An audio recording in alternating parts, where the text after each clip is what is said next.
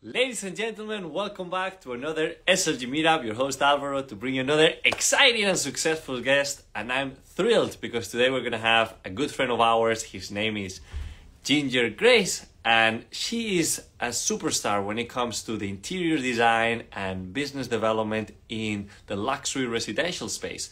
Now, she's now working on developing her own design studio, and I'm telling you, she's a really knowledgeable professional, and I want her to be here today to tell us more about what she's working on and a little bit more about such a saturated industry and how she's making her way to the top. So very excited to have her here with us today and to go over everything. Aha, there she is. ¿Cómo estás? How How are you, Muy Ginger? bien. Good, and you? Amazing. Good to see you. Good to Happy see to you. And see thank you you. for joining us today. Thank you for inviting me. Of course, 100%. And beautiful background always. And I gotta tell you, congratulations on the new venture, on taking that Thank step you. forward, because you've been doing fantastic as an interior designer and business developer within that industry. And now you're taking the chance to even take it farther with your own business. And Yes. tell us a little bit about it. Well, I think it all started when I was a child. I was always, placing things in a harmony so the energy can always flow.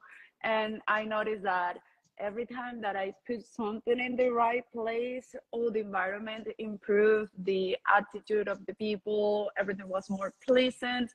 And then I started doing that. Of course, growing up, we all face challenges and what we think it doesn't happen or it will happen in a long term. And that was what happened to me when I came to this country that received me with a lot of opportunities and a lot of challenges. And I'm very happy that the luxury industry took me when I thought that was too much for me. And now I had beautiful and amazing mentors that helped me to grow and become the person that I am now. And then I decided, because it started with a friend, a client that became a friend, that said, listen, I have this house, I need to rent it. The house is not in the best condition. I have 1 month. So I say, okay, remodeling in Miami 1 month. Okay, let's do it. I decided to quit to my past work. And the day that I quit, I had a car accident just to start the project with a month. But, like that gave me a lot of, I developed skills that I didn't know that I had, opened me the doors to beautiful people that were there supporting me, that they were looking at me, how I was growing step by step in this market. And it's been a beautiful experience so far. 100%. I mean, congratulations. You definitely level up. You turn those obstacles into superpowers. And I got to tell you that not everybody takes that leap of faith to start their own business, and opportunities always come across in the journey. So tell us a little bit about how it was for you transitioning towards taking full control on your destiny and going full motion with the business right now. Well, I was not a person to build, like a dream board or something. Life was driving me, and I was just in survival mode. The car accident just put me, like in that position to analyze what I need to do, why I'm letting life to drive me, and then take this step. It was beautiful, no regrets, but I also saw that all the people that were smiling to me, were not really smiling to me. I faced it like betrays from my dearest friends just for a closing deal. But I'm very excited at the same time, because I know that's part of the process, and trust the process, and like wake up, and even if I fail on my own schedule, keeping knocking doors. I've been very like I have the fortune that all the people that I'm talking to right now, they knew me or they saw me in the early beginning 6 years ago. And yeah, like I have no regrets. Like taking that a step, it's very, you realize that in my case, I realized that I don't have that big company holding my back. I didn't have the accounting, I didn't have the authority, I didn't have, but taking the risk and then figure it out and make it happen. You know, I that was love that. like my, yeah, 100%. that was the biggest thing.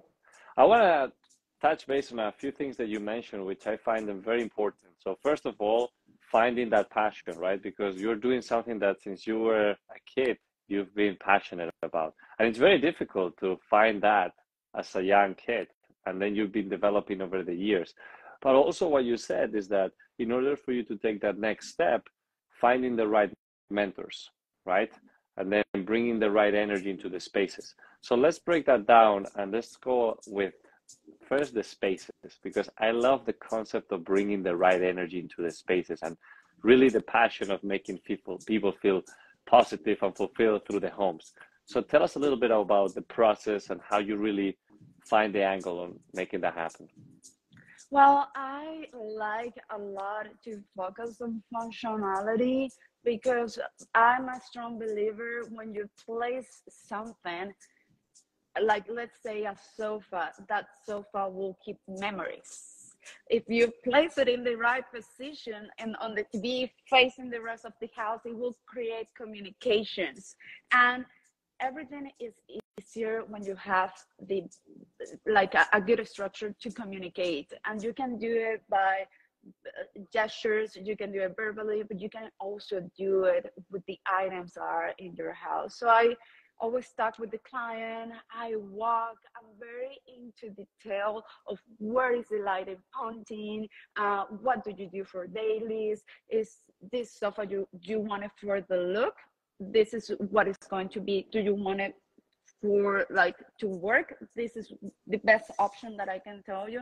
And I always go, because it's in residential, it's a very emotional process, so I have a very good team of architects that join me depending of the scope of work, or other interior designers. I like to collaborate and cooperate.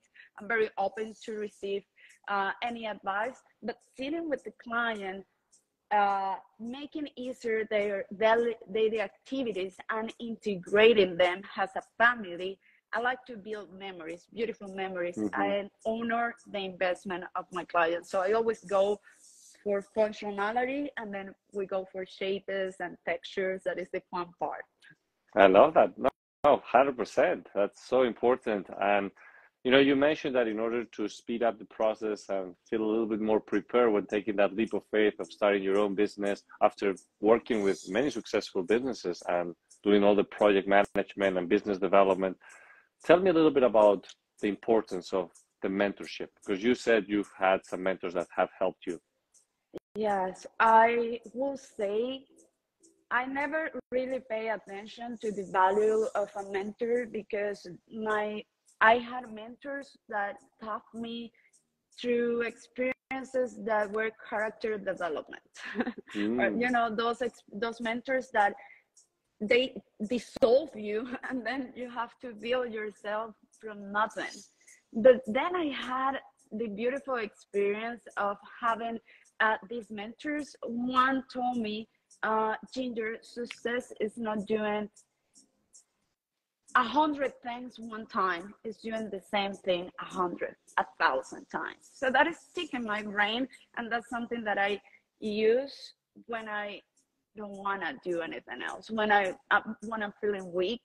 And also, for example, your book was a guidance to me, and because I say like, wow, sometimes people see the pretty face, but they do not think that some of us are in the same process of like trying to find ourselves and making things work when you don't believe in yourself, or people doesn't believe in yourself. So the mentor, for me to shadow someone, I just have to like their voice, their values, and then I shadow like a puppy. Like it helped me to have discipline, to keep moving forward, to be persistent when people tell me quit, and I'm like, no. Yeah. So that's for me what the positive mentor gave Right. me, like the strength. And the reason that we touch base on this and it's so important is because you come from different country, different language, different background, and then you come into the US aiming to go towards your dream, and then a lot of different obstacles are coming your way. And then you are able to turn all that around and start your own business on something that you love with people that you love and growing in an industry that you love. That's not an easy thing. And that's why I believe your story is so empowering for so many, because sometimes, hey, it's taking that leap of faith and go for it and find the right people that can support you in that journey. Now, on a positive side note, what is something that will you share with the world that is like, wow, this is one thing that definitely I loved doing that helped me through the process? I was atheist because I love science very deeply, and I will say it is trust God. Oh, wow. Faith and believe in God. Your God. It doesn't have to be, because I read about multiple religions and, you know, philosophies of lifestyles and everything, and I grabbed what I thought that it was a pure, most beautiful and lovely feeling, and I still building my own God, but that for me was a game changer.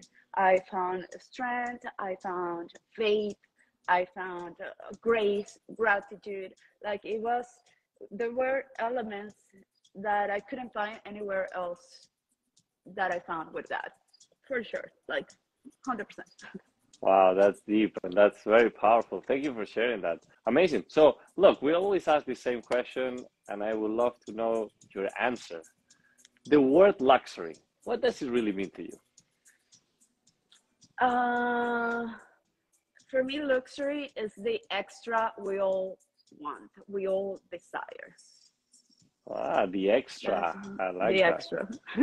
It's an extra. You are not going to die if you don't have it, but we all want it. We all desire that.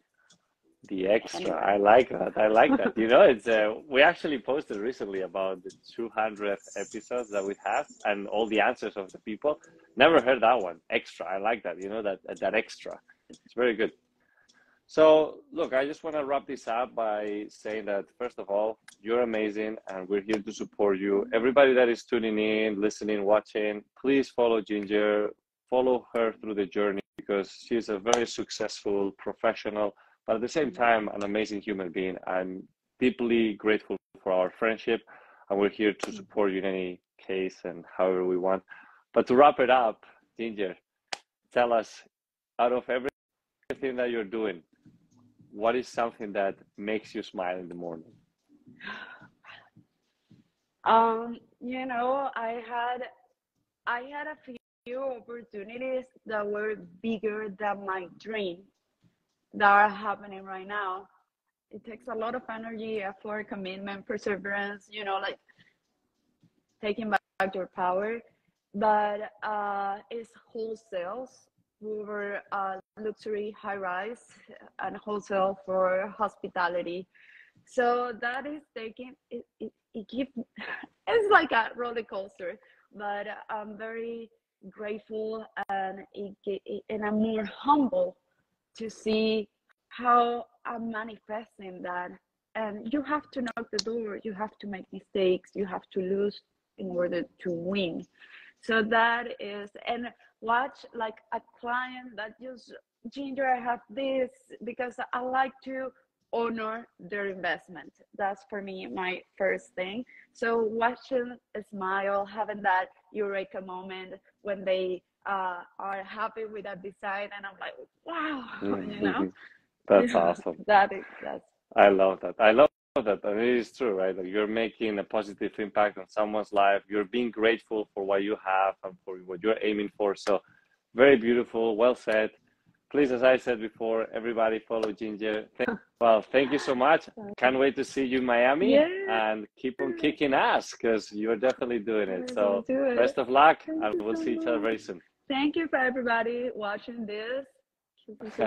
Hasta luego, Ginger. Un beso. Thank you. Ciao. Bye. Thank you, everybody. Bye.